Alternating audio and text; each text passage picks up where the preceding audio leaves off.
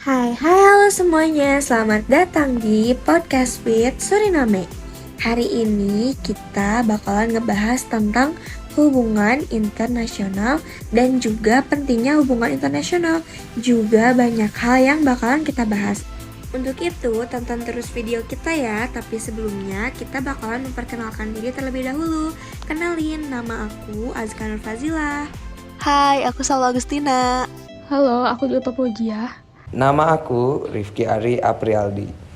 Nah, langsung aja kita masuk ke materinya. Jadi, apa sih definisi hubungan internasional? Jadi, hubungan internasional adalah bentuk interaksi yang dilakukan antar negara untuk kepentingan internasional. Hubungan internasional biasanya mencakup berbagai aspek kehidupan, baik itu bidang politik, ekonomi, sosial budaya, dan lain sebagainya. Lalu ada juga pentingnya hubungan internasional di era globalisasi. Setiap negara di dunia tentunya memiliki hubungan atau relasi yang dibangun dengan berbagai kepentingan. Hal ini selaras dengan pengertian hubungan internasional yang merupakan sebuah hubungan antara negara atau antar individu dari suatu negara dengan negara lainnya. Definisi hubungan internasional dipaparkan dalam buku berjudul Hukum Internasional dalam Dinamika Hubungan Internasional yang disusun oleh Setio Widagdo, Herman Suryokumoro, Hanif Nur Widianti tahun 2019. Dikutip dari buku tersebut bahwa dalam arti luas, hubungan internasional mencakup keseluruhan yang kompleks mengenai hubungan-hubungan budaya, ekonomi, hukum, militer, politik, dan sosial dari semua negara, serta unsur-unsur populasi dan entitas mereka. Mengapa hubungan internasional sangat penting di era globalisasi sih? Ya, karena hal ini berkaitan dengan arti penting hubungan internasional, yaitu menciptakan hidup berdampingan yang berlangsung secara damai, adanya penyelesaian masalah yang dilakukan secara damai dan diplomatis, untuk membangun solidaritas, serta adanya sikap saling menghormati antar bangsa. Rusia dan Ukraina menjadi salah satu contoh konflik internasional yang memanas hingga saat ini.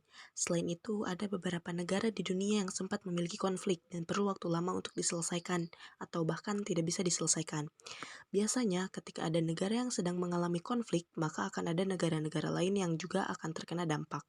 Salah satu contohnya adalah konflik yang terjadi di negara Suriah. Konflik yang didasari atas kepentingan politik dan ekonomi yang terjadi di dalam masyarakatnya, meskipun telah berlangsung selama 4 tahun hingga saat ini. Konflik Suriah belum tampak akan berakhir. Menurut data yang diperoleh, per 1 April 2014, sekitar 6,5 juta warga Suriah sudah meninggalkan kediaman mereka akibat konflik berkepanjangan.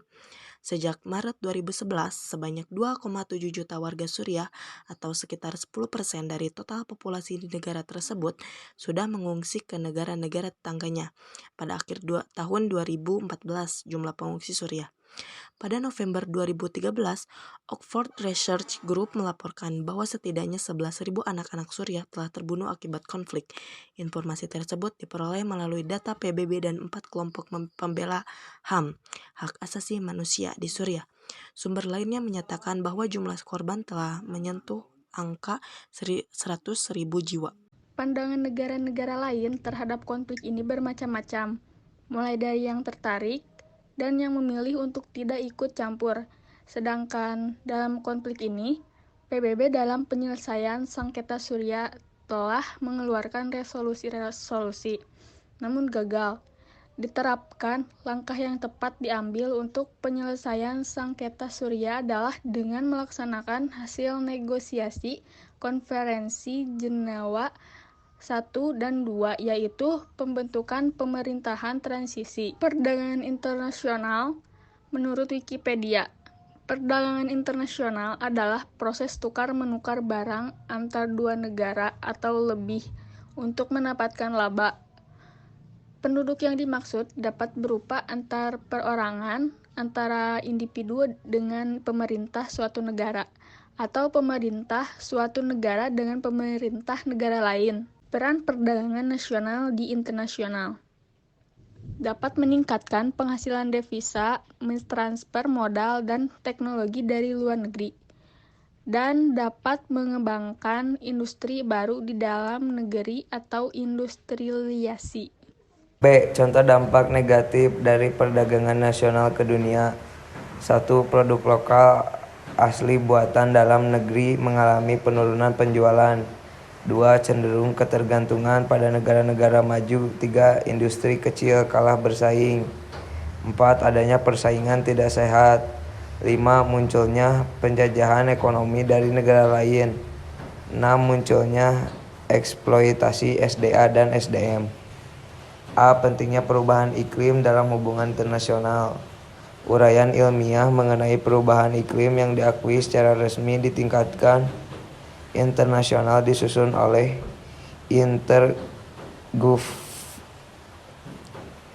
Intergovernmental Panel on Climate Change atau IPCC. IPCC menyusun laporan kajian assessment report yang komprehensif setiap 5 tahun tentang dasar ilmiah, teknis dan aspek sosial ekonomi, penyebabnya, potensi, dampak, dan strategi menghadapi perubahan iklim. B. Perubahan iklim dapat menimbulkan risiko besar bagi kesehatan manusia, keamanan pangan global, dan pembangunan ekonomi. Perubahan iklim juga menyebabkan pergeseran rentang geografis serta pola migrasi spesies daratan dan laut. Beberapa spesies akan menghadapi kepunahan. Perubahan iklim berdampak pada keamanan pangan global. Dalam hal ini menyebabkan penurunan produksi tanaman pangan secara global. Pentingnya hubungan internasional dan peran masyarakat dalam menjaga hubungan internasional yang baik di era globalisasi. Hubungan internasional yang dilakukan bertujuan untuk memenuhi kebutuhan maupun kerjasama yang terjadi antar negara dan antar bangsa. Hal ini berkaitan dengan arti penting hubungan internasional, yaitu 1. Menciptakan hidup berdampingan yang berlangsung secara damai. 2. Adanya penyelesaian masalah yang dilakukan secara damai dan diplomatis. Yang ketiga, untuk membangun solidaritas serta adanya sikap saling menghormati antar bangsa. Kesimpulannya adalah hubungan internasional itu penting bagi suatu negara karena bisa menambah relasi antar negara dan juga bisa sebagai tempat untuk membuka peluang ekonomi agar lebih luas. Selain itu, hubungan internasional juga dapat saling membantu antar dua negara yang saling memiliki hubungan, baik itu dalam sektor keamanan, politik, ekonomi, pariwisata, dan lain sebagainya. Lalu, ada juga pentingnya peran masyarakat dalam menjaga hubungan internasional, karena dengan dukungan masyarakat, hubungan internasional bisa terjalin dengan baik. Wah, ternyata pembahasan tentang hubungan internasional, subglobal, dan lain-lainnya itu banyak banget ya. Mungkin sekarang kita bakalan nunjukin sedikit video ke kalian. Enjoy the video ya. Pemirsa, 2 pekerja migran Indonesia terdampak gempa di Aleppo, Suriah dalam keadaan aman di rumah singgah KBRI di Aleppo. Mereka akan kembali ke tanah air setelah proses administrasi selesai. Usai bertemu dengan tim Mercy Indonesia, Duta Besar Indonesia untuk Suriah, Wajid Fauzi menyebut kedua WNI dalam keadaan aman dan sehat. Keduanya adalah Wiwin berusia 41 tahun dan Anisah 20 tahun yang saat gempa 6 Februari lalu keduanya berada di kantor agen penyalur pekerja rumah tangga di Aleppo. Kedua WNI asal Indramayu, Jawa Barat yang merupakan ibu dan anak ini masuk ke Suriah 6 bulan lalu dan berencana untuk bekerja sebagai pembantu rumah tangga di Aleppo. Keduanya masuk Suriah dengan mengantongi izin pekerja secara resmi.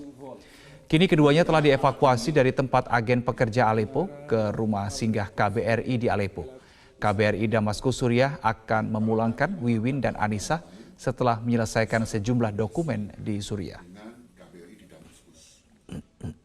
KBRI mengambil kebijakan untuk memindahkan dari kantor agen itu ke tempat istilahnya kita adalah shelter atau penampungan yang disewa atau dikelola oleh kedutaan besar. Mereka berada di sana saat ini dan alhamdulillah dalam keadaan baik. Kita sekarang bukan mengurusi dia sebagai korban gempa, tapi kita urusi mereka prospek pekerjaan mereka atau masalah-masalah yang dihadapi dalam bekerjanya sebagai pekerja migran. Nah, video tadi juga merupakan salah satu contoh bentuk hubungan internasional negara Indonesia dengan negara Suriah. Mungkin hanya itu saja materi yang dapat kami sampaikan. Semoga bermanfaat teman-teman. Sampai jumpa lagi. Terima kasih.